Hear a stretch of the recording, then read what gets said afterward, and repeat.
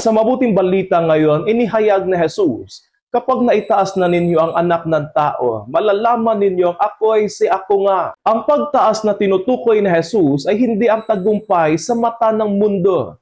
Ito ay ang krus. Sa mata ng tao, ang krus ay pagkatalo, kahihiyan at kahinaan. Ngunit sa mata ng Diyos, ito ang pinakadakilang paghahayag ng kaniyang pag-ibig. Madalas gusto natin makita ang Diyos sa kaniyang lakas, sa kaniyang mga himala, at sa kanyang kapangyarihan. Iniisip natin na kung ang Diyos ay kikilos, dapat ito ay malinaw, dakila at kahanga-hanga. Ngunit sa krus, ipinakita ng Diyos ang kabaliktaran. Isang Diyos na naghihirap, isang Diyos na nasasaktan, at isang Diyos na tila mahina. At dito naging mahirap tanggapin ang katotohanan na ang tunay na kapangyarihan ng Diyos ay nasa pag-ibig na handang mag-alay ng sarili sa krus. Sa ating buhay, madalas nating tanungin, nasaan ang Diyos sa gitna ng aking paghihirap? Ngunit ang sagot ng mabuting balita ay malinaw. Naroon siya sa krus. Naroon siya sa sakit, sa kabiguan, sa mga panahong tila wala ng pag-asa. Sapagkat ang Diyos na ipinakilala ni Jesus sa atin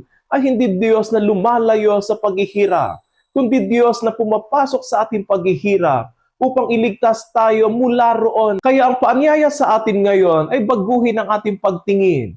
Huwag lamang hanapin ang Diyos sa tagumpay, kundi kilalanin din siya sa krus. Sapagkat doon tunay nating makikilala kung sino siya. Hindi lamang makapangyarihan, kundi mapagmahal. At kung matututunan natin makilala ang Diyos sa krus, matututunan din natin magtiwala na kahit sa gitna ng ating mga paghihirap, ang Diyos ay kumikilos at nagmamahal hanggang sa krus.